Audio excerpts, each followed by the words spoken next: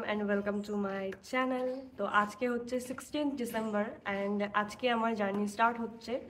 আমরা যাব সাউথ ইন্ডিয়াতে, দেখতেই পারবে তোমরা, পুরো ট্যুরটা আমি শেয়ার করব। তো এখন বাজে 9:30।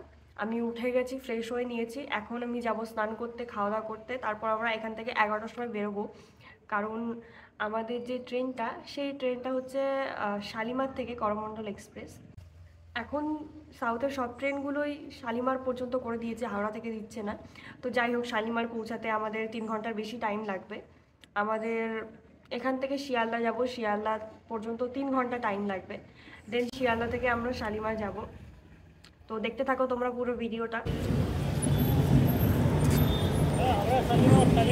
তো এখানে আমরা শিয়ালদা পৌঁছে গেছি আর আমরা ওয়েট করছিলাম যাত্রী সাথীর কাউন্টারে আমাদের ট্যাক্সির জন্য। দেন ট্যাক্সিতে উঠে পড়ি আর আশেপাশের ভিউটা খুব সুন্দর লাগছিল বলে আমি একটু ক্লিপ নিয়ে নিই, কারণ ওয়েদারটাও খুব সুন্দর ছিল। কিন্তু রাস্তায় এত পরিমাণে জ্যাম ছিল, যার কারণে আমাদের 30 মিনিটের জার্নি করতে 1.5 ঘন্টারও বেশি সময় লেগে গেছিলো, কারণ একটা র্যালি বেরিয়েছিল ধর্মতলার পাশ দিয়ে। তো আমি এত বোর হচ্ছিলাম, আমি ভাবলাম একটা ঘুম দিই, কিন্তু হট করে দেখি হুগলি ব্রিজ ক্রস করেই আমরা পৌঁছে যাই শালিমার। দেন আমরা স্টেশনে চলে আসি নেমে, আর দেখি আমাদের ট্রেন অলরেডি পৌঁছে গেছে, স্টেশনে দাঁড়িয়ে আছেন। স্টেশন থেকে কিছু হালকা স্ন্যাক্স নিয়ে সোজা চলে যাই আমরা আমাদের কম্পার্টমেন্টে। আমি সকালে স্নান করার জন্য খাওয়ার টাইম পাইনি, তো আমার খুব খিদে পেয়ে গেছিলো বলে বাড়ি থেকে মা যে খাবারগুলো নিয়ে এসেছিলো আমি বললাম সেগুলো বের করতে। দেন আমরা একটু খাওয়া দাওয়া করে নিলাম ট্রেনের মধ্যে, আর আমাদের ট্রেনটা ছেড়ে দিল 3:30-র সময়।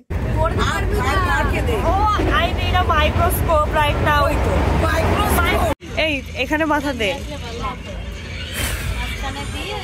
এই বুড়ি বেরিয়ে গেছে তো জুবিন।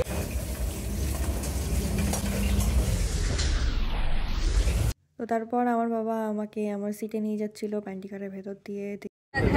এটা একটা ভালো কাজ করেছো, এটাই তো ভালো, পড়বে না। তো তারপর আমরা খাওয়া দাওয়া করে তাড়াতাড়ি শুয়ে পড়েছিলাম, কারণ আমাদের ট্রেনটা ভোরবেলায় বিশাখাপত্তনম পৌঁছানোর কথা ছিল ভোরবেলা 5টার সময়, কিন্তু যেটা গত 2 দিন ধরে ট্রেনটা 3 ঘন্টারও বেশি লেটে রান করছিল, তাই আমরা একটু টেনসড ছিলাম। কিরে একা একা চাদর গায়ে দিতে পারিস না? তোকে আবার দিয়ে দেওয়া লাগছে।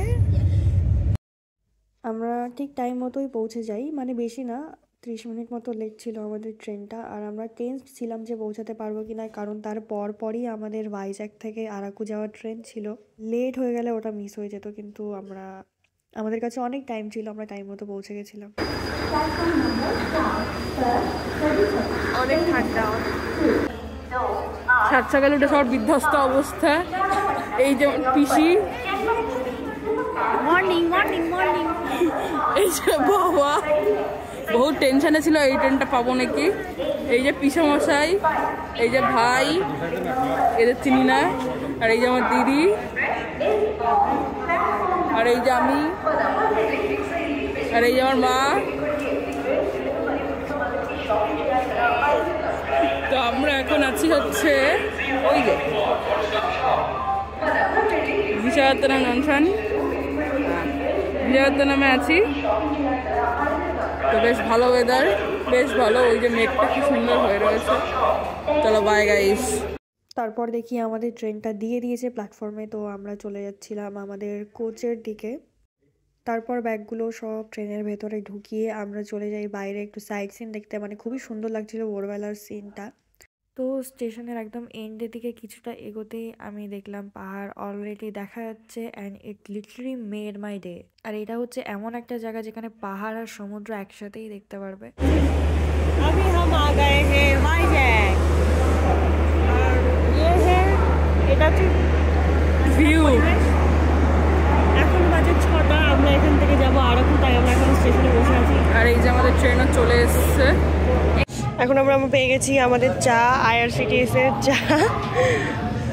আমরা ট্রেনে উঠছি না কেন? কারণ কি ট্রেন ছাড়ার একটু টাইম আছে, চাটা খেয়ে নি। ওকে, একটু চা খেতে খেতে হেঁটে আসি। তো ফাইনালি টাইম মতনই আমাদের ট্রেনটা স্টেশন থেকে ছেড়ে দেয়। দেন সবাই অনেক টায়ার্ড ছিল, লিটারালি ঝিমাচ্ছিল। আমি হালকা ব্রেকফাস্ট করে, আমার খুব ঘুম পাচ্ছিল বলে আমি একটু হালকা ঘুম দিয়ে নিই। উঠে দেখি ট্রেনটা দাঁড়িয়ে আছে পাহাড়ের মাঝখানে। ওটা দেখে তো আমার পুরো মতলব দিন বান গায়া। মানে জানলা থেকে ভালোভাবে দেখা যাচ্ছিল না বলে আমি চলে যাই দরজার কাছে, আর তখনই ট্রেনটা ছেড়ে দেয়। আর এত সুন্দর লাগছিল হাওয়াটা। আর যেহেতু আমি জাস্ট ঘুম থেকে উঠেছিলাম, তো ওই সানলাইটটা আর ফ্রেশ হাওয়াটা আরও বেশি ভালো লাগছিল।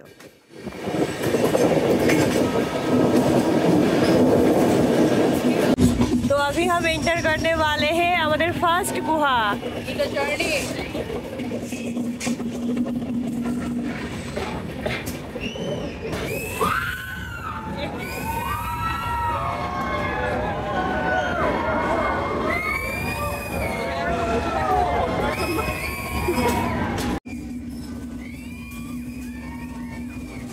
निकल गए हम बाहर। ওই যে সূর্য দেখা যাচ্ছে না, এখান থেকে যদি কেউ ফোন নিয়ে নেয় আমার। আবার আবার আবার এই ট্রেনটা প্রায় 50টারও বেশি টানেল ক্রস করে আর অনেকগুলো ব্রিজের ওপর দিয়ে যায়। মানে অন্ধ্রপ্রদেশের এই রুটটা কিরণডুল এক্সপ্রেসটা অনেক অ্যাডভেঞ্চারাস একটা রুট। তো তখন দেখি আমাদের ট্রেনটা অলমোস্ট 1 আওয়ার লেটে রান করছে, আর আমাদের পৌঁছাতে এখনও অনেকটা টাইম লাগবে। তাই আমি ভাবলাম যে আরেকটু ঘুমিয়ে নিই, কিন্তু ট্রেনের চেঁচামেচিতে একদমই ঘুম হচ্ছিল না। যখনই কোনো টানেল দিয়ে যাচ্ছিল তখনই সবাই ট্রেনের মধ্যে হই হুল্লোড় শুরু করে দিয়েছিল। অনেক স্টুডেন্টরাও ছিল যারা এক্সকারশনে এসেছিল।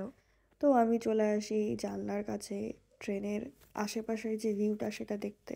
এখান দিয়ে যখন যাচ্ছিলাম তখন লোকাল পপুলেশন তো দূর, একটা লোকজন দেখা যাচ্ছিল না। মানে স্টেশনের আশেপাশেই যে রেলওয়ের কর্মচারীগুলো তারাই ছিল, আর এক্সট্রা কোনো লোক দেখলাম না।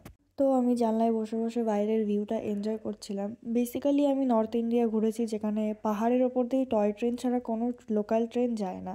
এটাই আমার লাইফে ফার্স্ট যেখানে আমি লোকাল ট্রেনে করে পাহাড়ের ওপর দিয়ে ঘুরে বেড়াচ্ছি, আর ট্রেনটা পুরো গোল হয়ে গেছে। তো আমি একবার জানলা দিয়ে বাইরের দিকটা দেখছিলাম আর একবার ট্রেনের দিকটা দেখছিলাম।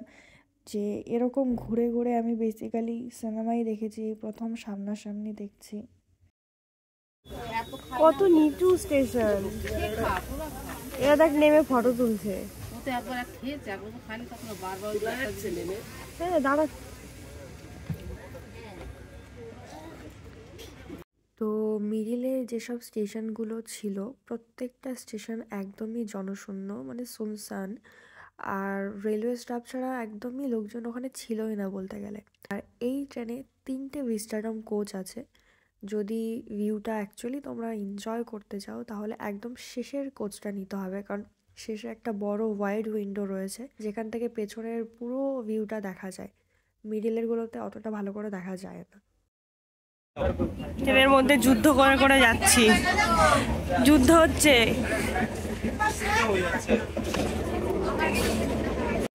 এটা হচ্ছে বোরা গুহালু স্টেশন। এখানে প্রায় ট্রেনের 80% লোকই নেমে গেল। আমরা আসার দিন মানে যেদিন রিটার্ন করব সেদিন আমাদের ট্রেনটা বোরা গুহা থেকে আমরা ট্রেনে উঠব। আর আমরা এখন দৌড়ে দৌড়ে যাচ্ছি ভিস্টাডম কোচে। এখন আমরা কাচের ঘরে ঢুকবো।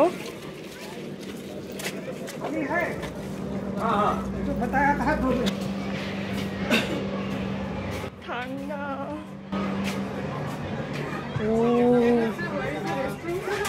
ভেতরেও অনেক ফাঁকা হয়ে গেছিল, তাই আমরা আমাদের ইচ্ছা মতো সিট সিলেক্ট করে সিটটা সেট করতে করতেই দেখি ট্রেনটা ছেড়ে দিয়েছে।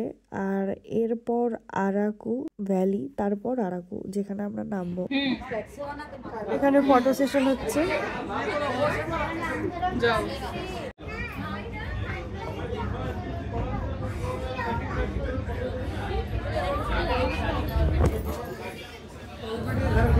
তো বাইরের ভিউটা এনজয় করতে করতে কিছুটা যেতেই দেখলাম একটা স্টেশনে ট্রেন দাঁড়িয়েছে।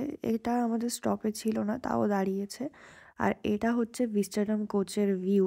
নর্মাল কোচ আর এখানকার ভিউ একই রকম, মানে জানলা দিয়ে দেখলে পরে। তো এই জানলাগুলো অনেকটা বড় আর সিটগুলো একটু লাক্সারিয়াস। কিন্তু এটা একটা ডিসঅ্যাডভান্টেজ হলো যে পুরো 6 ঘন্টার জার্নি তোমাদের বসেই করতে হবে। মানে কেউ যদি একটু রেস্ট নিতে চায় বা একটু শুতে চায় তাহলে সেটা পারবে না। এটা হচ্ছে এখানকার একটা ডিসঅ্যাডভান্টেজ। আমাদের টিকিট নর্মাল কোচেই ছিল, আমাদের বাকি সবাই নর্মাল কোচে ছিল, কিন্তু এই কোচে সিট ফাঁকা হয়ে যাওয়ার কারণে আমরা আপগ্রেড করে এখানে চলে আসি। আমরা দুজন, আমি আর আমার বোন।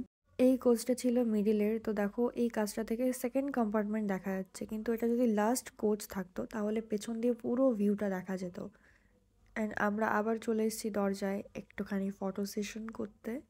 দেন অনেকক্ষণ পরে দেখলাম কিছুটা জনবসতি দেখা যাচ্ছে।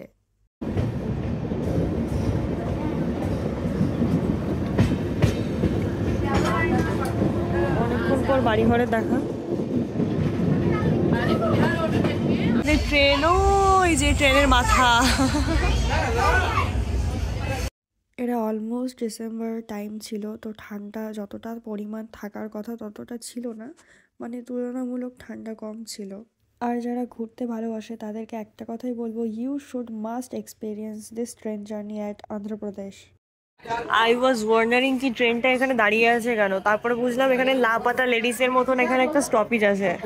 এখানে স্টেশন নেই কিন্তু এখানে দাঁড়িয়ে আছে, আর এখানে লোকাল সবাই নেমে পড়েছে, ওরা ওই যে যাচ্ছে। কত লোক নেমে গেছে, এটা কিন্তু কোনো স্টেশন বা স্টপ না। এই যে নামছে সবাই, এই এরা কত লোক নামলো, ওই যে অনেক লোক নেমে গেছে। তো কিছুক্ষণ পর where is my train app থেকে জানতে পারি ওটা একটা স্টপ ছিল, যেটা ছিল আরাকু ভ্যালি। আর এরপর আরাকু স্টেশন, যেখানে আমরা নামবো। আর অনেকক্ষণ পাহাড়ের ওপর দিয়ে ঘোরাঘুরি করার পর ফাইনালি আমাদের ট্রেনটা প্লেন ল্যান্ডের ওপর দিয়ে যাচ্ছিল। এখানে হোটেল বা রিসর্টের চারিপাশে প্রচুর ছোট ছোট টেন্ট ছিল, আর এইগুলো দেখে বুঝতে পারলাম যে আমাদের স্টেশন চলে এসছে, আমাদের এখন নামতে হবে। আর আমাদের ট্রেনটা পৌঁছানোর কথা ছিল 10:55, সেখানে 11:30টায় আমরা পৌঁছাই। Princess treatment. I got a princess treatment in train. Thank you. এই ভিস্টাডাম কোচগুলির প্রত্যেকটাই একটা পার্টিকুলার ব্যাগেজ রাখার পোর্শন আছে, কিন্তু আমাদের লাগেজগুলো ছিল আমাদের নর্মাল কোচে, যেখানে আমাদের rest of the family members ছিল। আর ওরা ছিল অনেকটা সামনের দিকে, তাই আমরা নেমে ওই দিকেই যাচ্ছিলাম। আর ওয়েদারটা ছিল খুবই সুন্দর। তো আমরা এখানে ওয়েট করছি ওদের জন্য, ওরা সামনে দিয়ে আসছে। আর ট্রেনের প্রায় 90% লোকই এখানে নেমে পড়েছে, আর কেউ নেই বলতে গেলে ট্রেনের ভেতরে।